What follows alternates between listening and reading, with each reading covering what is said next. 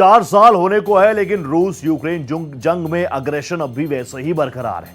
Ukraine ने अब तक का सबसे बड़ा ड्रोन अटैक क्या किया, मानो पुतिन का दिमाग सनक गया। ग्लोबली इस बात की चर्चाएं होने लगी कि क्या व्लादिमीर पुतिन अब न्यूक्लियर वॉर की तरफ अपने कदम आगे बढ़ा सकते हैं। हालांकि अभी तक जो इंडिकेशन है वो काफी स्ट्रांग है, वो अलार्मिंग स्टेज है, और इसीलिए ग्लोबली इस विषय पर बात होने लगी है कि क्या परमाणु बम का बटन दबाएंगे पुतिन।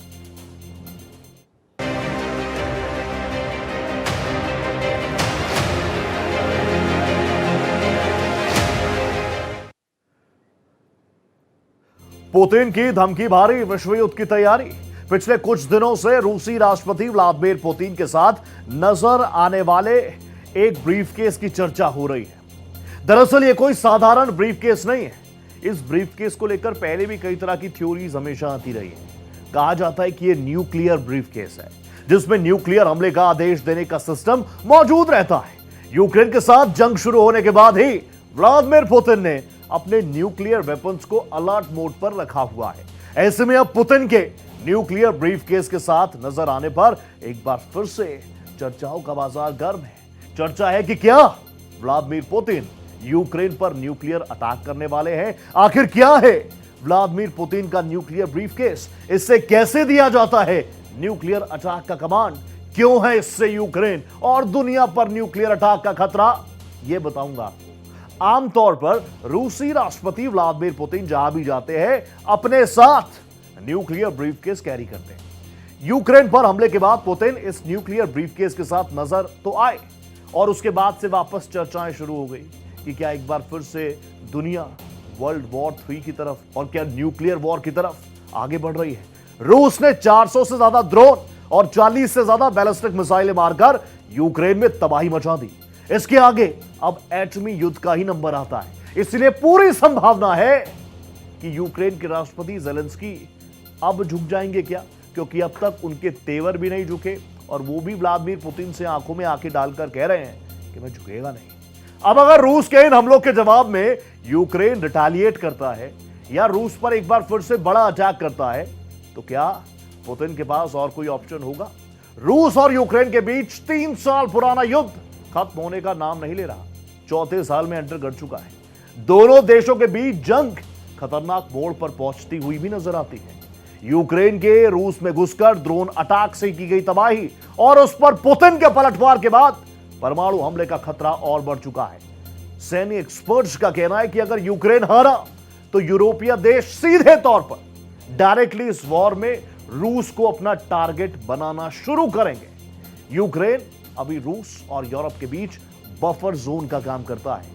उसके हथियार डालते ही रूस यूरोप बॉर्डर तक सीधे पहुंच जाएगा।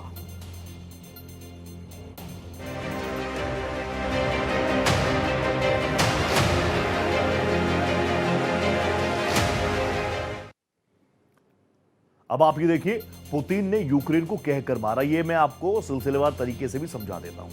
देखिए, यूक्रेन पर रूस का हमला लगातार जारी है। 5 दिनों से रूस का ताबड़तोड़ अटैक देश ही नहीं दुनिया देख रही है। बैलिस्टिक मिसाइलों से, रॉकेट से, घातक ड्रोन से हमलों को अंजाम दिया जा रहा है। रूस के बॉम्बर्स भी लगातार यूक्रेन पर बम वर्षा कर रहे हैं। इस बीच रूस के हमले पर अमेरिका का बड़ा बयान भी सामने आया। कहा गया रूस का हमला अभी खत्म नहीं हुआ, यूक्रेन पर अभी और बड़ा अटैक होगा। पुतिन ने परमाणु नीति में बदलाव की मंजूरी भी दे दी। पुतिन ने RS-28 सरमत मिसाइलें तैनात कर दी और RS-28 सरमत मिसाइलों में 50 मेगाटन, जी हां 50 मेगाटन वॉरहेड ले जाने में वो सक्षम है। फ्रांस के प्रेसिडेंट इमैनुअल मैक्रो ये संकेत दे चुके हैं, स्ट्रॉन्ग इंडिकेशंस दे चुके हैं कि वो अपने परमाणु हथियारों को पूरे यूरोप की सुरक्षा में तैनात कर सकते हैं। अमेरिका अपने परमाणु हमला करने वाले विमान पहले ही यूरोप में तैनात कर चुका है। मैक्रो बताते हैं कि अगर ब्रिटेन, जर्मनी, बेल्जियम, इटली और तुर्की जैसे देश जिम्मेदारी उठाए तो फ्रांस तैयार है। पोलैंड, लिथुआनिया, डेनमार्क, हंगरी जैसे देश पहले ही रूस के जलजले से दहशत में है।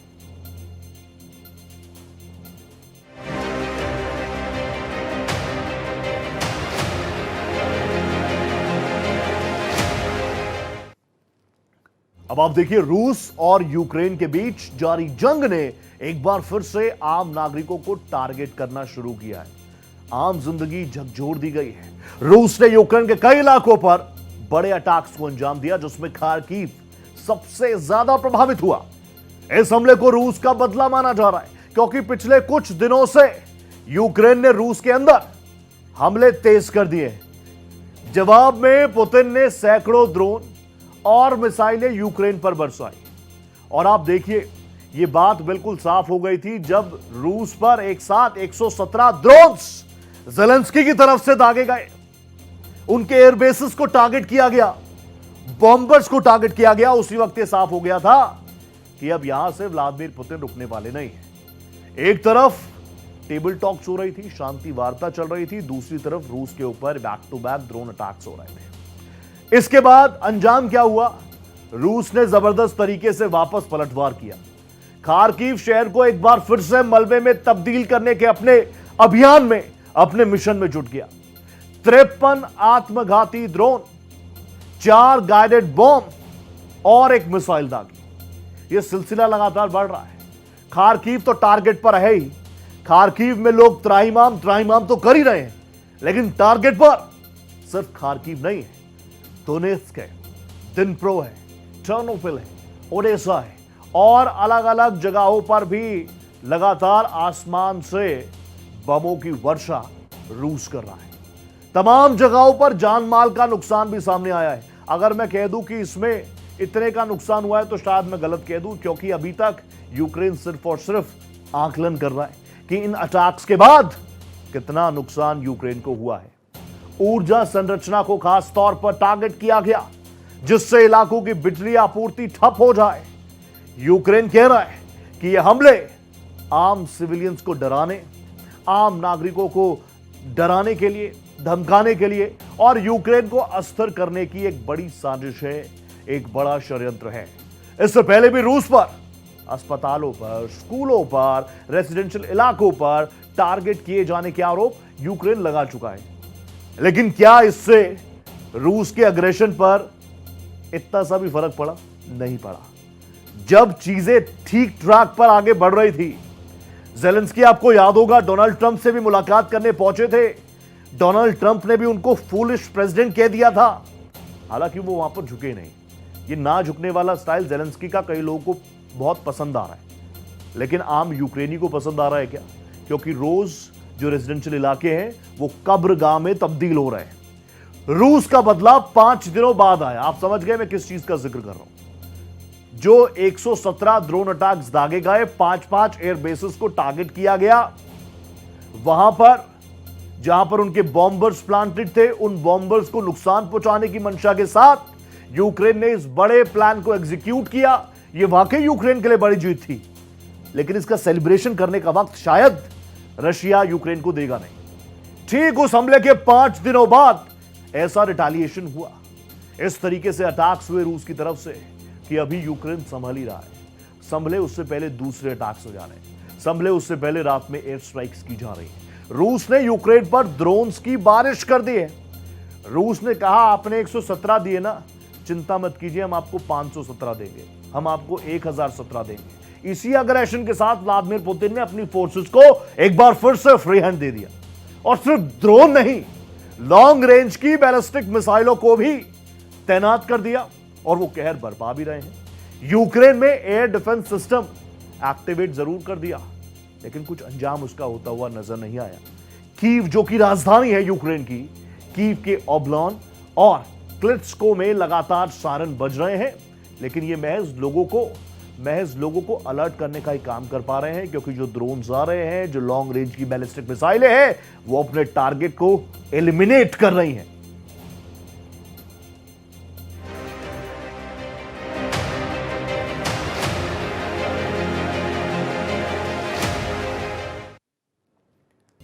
आप मीडिया खंगालिए, सोशल मीडिया खंगालिए, आप तमाम जगहों पर देख रहे होंगे एक ब्रीफकेस की चर्चा बहुत ज्यादा हो रही है, व्लादिमीर पुतिन के ब्रीफकेस। अब इस ब्रीफकेस के बारे में एक्सपर्ट्स क्या कह रहे हैं वो भी मैं आपको जरा सिलसिलेवार तरीके से बता देता हूं। देखिए, रूस के राष्ट्रपति व्लादिमीर पुतिन के पास एक ब्रीफकेस है जो कि आए बगाए नजर आता रहा है। अब इसमें क्या है रूसी राष्ट्रपति इससे कैसे न्यूक्लियर अटैक का आदेश दे सकते हैं, इसको लेकर मैं आपको समझाता हूं। अब आप देखिए 1980 के दशक में यह ब्रीफकेस बना था, ऐसी जानकारी है। 1980 के दशक में इस ब्रीफकेस पर काम किया गया था और 1985 से यह सर्विसेज में है, अपनी सेवा प्रदान कर रहा है। व्लादिमीर पुतिन जो कि प्रेसिडेंट हैं रूस के, जो कि सीधा सीधा यूक्रेन को कई बार वार्न कर चुके हैं, नाटो को सीधा वार्न कर रहे हैं, उनके इस वार्निंग के पीछे कॉन्फिडेंस कहां से आ रहा है? एक तो हर कोई जानता है कि रूस के पास क्या कुछ टेक्नोलॉजीज हैं, और दूसरा ये जो ब्रीफकेस है जिसकी तस्वीर मैं आपको दिखा रहा हूं, ये 1999 में व्लादिमीर पुतिन के पास आया। न्यूक्लियर ब्रीफकेस, क्यों इसको न्यूक्लियर ब्रीफकेस कहा जाता है ये भी बताता हूं। ये इतना ज्यादा कॉन्फिडेंशियल चीज है, ये इतनी ज्यादा गंभीर चीज है कि 24 घंटे इसकी मॉनिटरिंग होती है, 24/7 इसकी मॉनिटरिंग होती है। व्लादिमीर पुतिन इसको हमेशा अपने साथ लेकर चलते हैं।